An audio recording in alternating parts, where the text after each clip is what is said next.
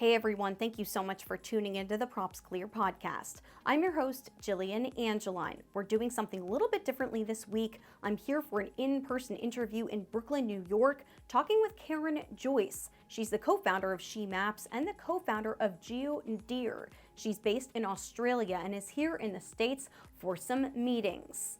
Of course, these episodes are for informational, educational, and entertainment purposes only. None of this constitutes legal advice. So fasten your seatbelts and let's get started.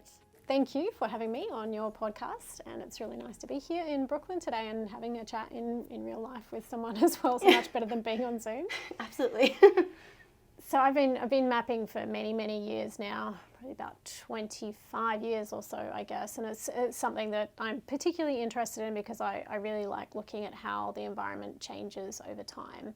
And for me, the only way to get answers about what's going on in the planet is to be able to look at Earth and to monitor her over time, and to do that by mapping things. So I look at all different types of ecosystems, see where they are, how big of an area they cover, and then checking out what the dynamics are over time as well. You've done some incredible work in the Great Barrier Reef, but you also joined the Australian Army. You have quite a resume. What do you think has been the most impactful experience for you in your career? I guess it sort of depends on which angle you take that. And I've been really fortunate to have lots of different types of experiences throughout my career, and the thread through all of them, even though there's been things that look really different, like looking at the reef versus the military, they seem very different, but the common thread is mapping and Earth observation as a whole. And for me, being able to work with all different people and helping them understand more about how we monitor Earth is the way that I like to make an impact as well. So not just making an impact on the way that we understand Earth, but making an impact on helping other people being able to do that as well. And I work a lot with schools and community groups and teaching people to do this as well. So that sort of stuff I really like. And when you get stories of people deciding that they want to take a similar pathway, that's pretty cool. Yeah, we talked about, or you talk about on your own website and on other websites like She Maps. Karen is the co-founder of She Maps as well. She's an education director there as well. You talk about the importance of getting women and minorities interested in the STEM field. And then it also mentions that, you have this program, She Maps, in 12 different countries, which is absolutely incredible. It's more than a reach in just Australia, but you've been able to reach so many places around the world. How did you go about expanding it beyond, just an idea? Yeah, it's a really good question. So we started She Maps back in 2017, and it was really only ever supposed to be a one-off school program with my local high school. And I worked with the local high school to teach girls at that school how they can use drones in a variety of different ways. And it was so popular and we got quite a lot of press at the time, so we had schools from all over Australia asking me to come and do the same for them. So it was never intended to be something that had a big reach or anything. It was only ever one-off, but that grew around Australia, and then at the same time we were making international connections. Unreal. And the program is run around the world by people that we partner with, and so they teach that in the local communities across Africa and South America as well. Now, as a co-founder, did you ever think it was going to get that big? No, like I said, it was never intended to be big at all. It was a one day thing.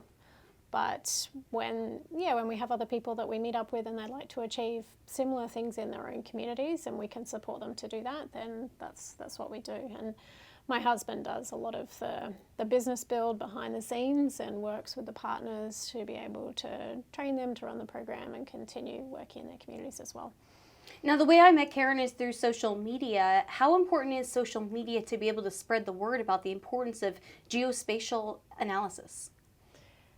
I think social media has been probably one of the most critical components of my career, unfortunately.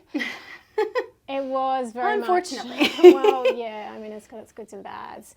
And it was very much Twitter originally, although in the last year to 18 months, that's just really taken a bit of a dive. So, yeah, we use other platforms as well. But for me, using social media as a way to spread good things, not necessarily good things, but good things in my mind as well, is a way that we can control the narrative of what gets out there as well. So we don't need to wait for traditional media to come and decide that what we're doing is something important and they'll do a story on us. We can do our own stories for ourselves and have control over what gets said, where it's said, and when it's said, and who it reaches as well. You know, the phrase mapping, for a lot of people who aren't in the drone industry, I haven't had any experience doing my own mapping. And for a lot of people outside of the industry, that word can be a loaded term. And a lot of people don't really understand. They'll see a picture of like an aerial shot. Be like, well, is that mapping? What exactly is mapping? Can you like give me a layman's definition of what exactly is like that geospatial term? Yeah, so I guess there's a variety of different aspects to that. So geospatial, to start with, is really just anything about location. And we use geospatial information all the time. You know, you used it to find a car park today, and I used it to walk here, and use it to find your train route, all sorts of things that's happening all the time. Most of the time we just take for granted, but everything in the world has a location, so that way it is geospatial by nature. But when we talk about mapping, and in particular with drones, most drones that we're using have cameras on them, and we use the cameras to take photos, and we do it in a very systematic way so that we cover large areas. And the way it generally works out is if I'm interested in mapping a local park or something like that, I would fly my drone in an autonomous way, so this is all done automatically. You fly in the sky as if you're a lawnmower. So you go backwards and forwards, and taking lots of photos. All the photos overlap each other. And then we use software to stitch those photos together. And that's what creates a map. And it's really similar to what you would see on Google Earth. And then we use that to generate information, which is the next step of a map. So the information might be there's a road here, there's a park here, there's an invasive weed here, there's a particular species of interest or something like that. So there's various layers of mapping. In a recent webinar, you were talking about the impacts of a cyclone in, I believe, your region of Australia, which is Cairns, right? Cairns. And so, which is in the northern part of Australia, correct?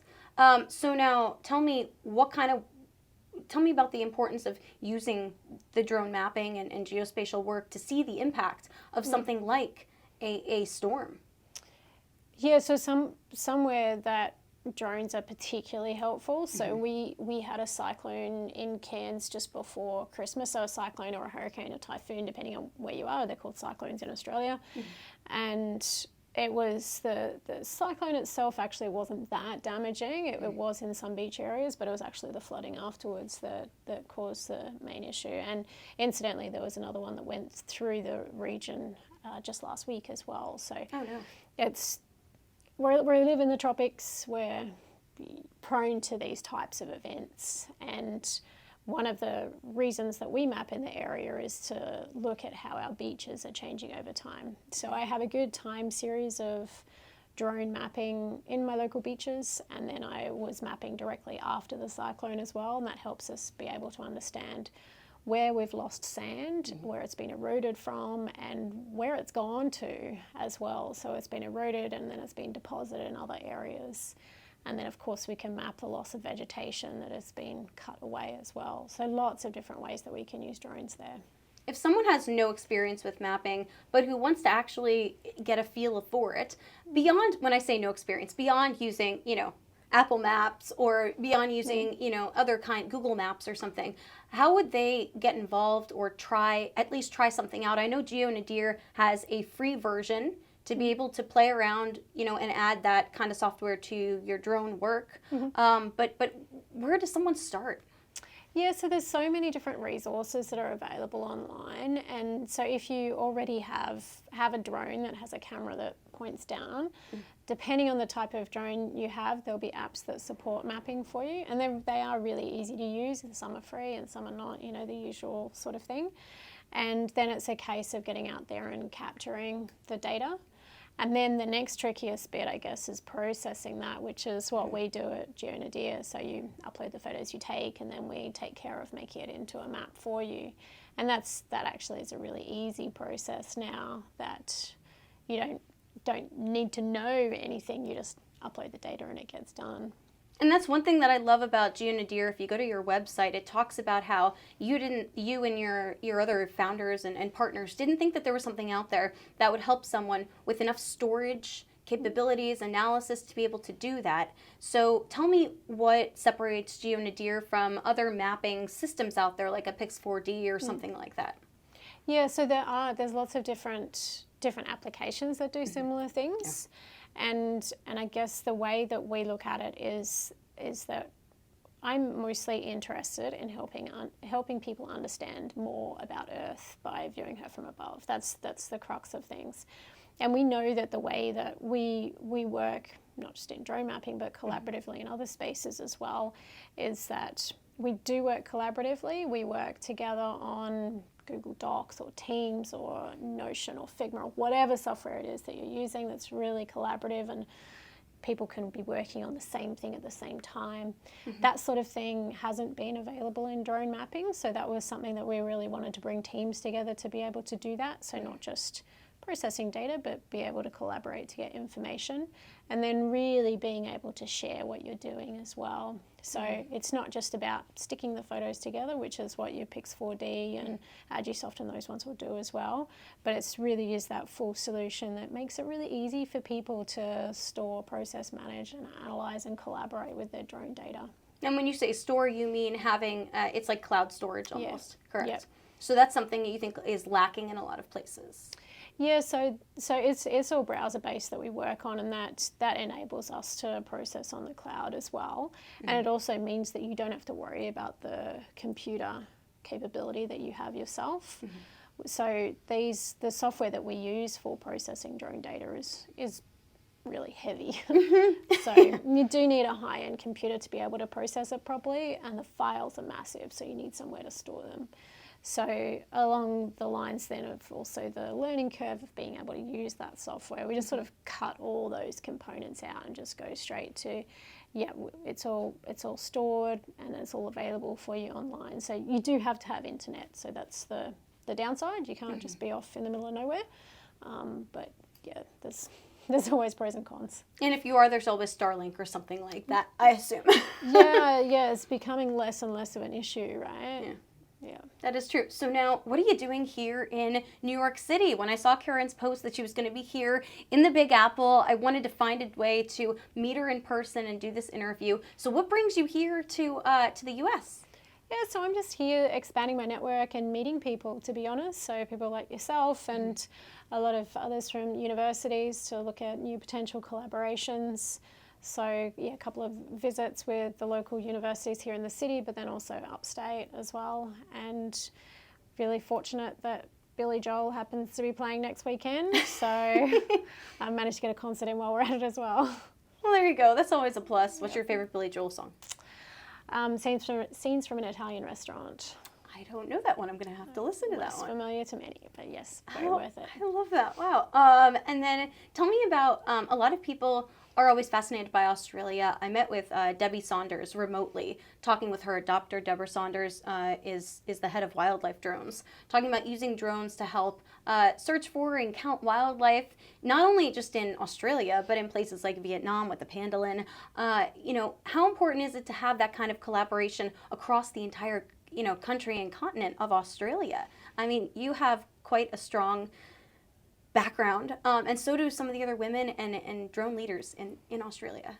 Yeah, I think it's the thing that there's so much work to do, and there's way too much for any single person to be able to do it.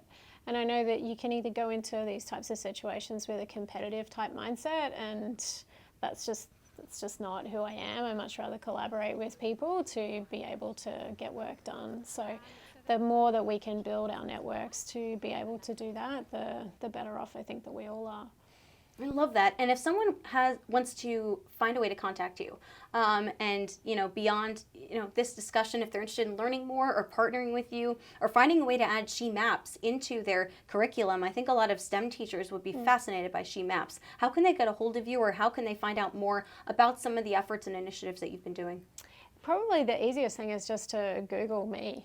So you can Google Karen Joyce, or you could Google She Maps. Those are really easy ones to find, and they'll find their way to me pretty easily. Or even if you did drones and Cairns, probably, if you're familiar with those terms, that's, yeah. It's not that big of an industry, so it's actually pretty easy to find me.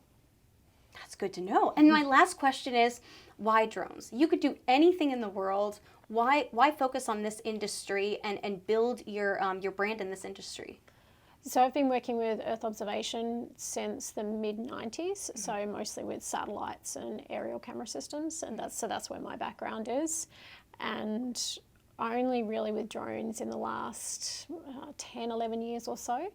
And the reason for the shift towards drones is really to be able to have that flexibility of capturing data when, where, and how I want, and the level of detail that I just can't get with satellites. So I still use satellites for global or national scale mapping, and I certainly still teach people how to use satellite data. But a lot of the work that I do is then looking at, well, how do we integrate the drones into those workflows as well? That's so exciting. Well, thank you so much for your time. Really appreciate it. We'll be keeping up with your progress through your social media posts when you get back at Down Under. But thank you so much for your time. If you have any topics or suggestions for future episodes, email me, angelswings.jillian@gmail.com. That's ANGELSWINGS.JILLIAN@gmail.com. I'll see you later. Thanks, everyone.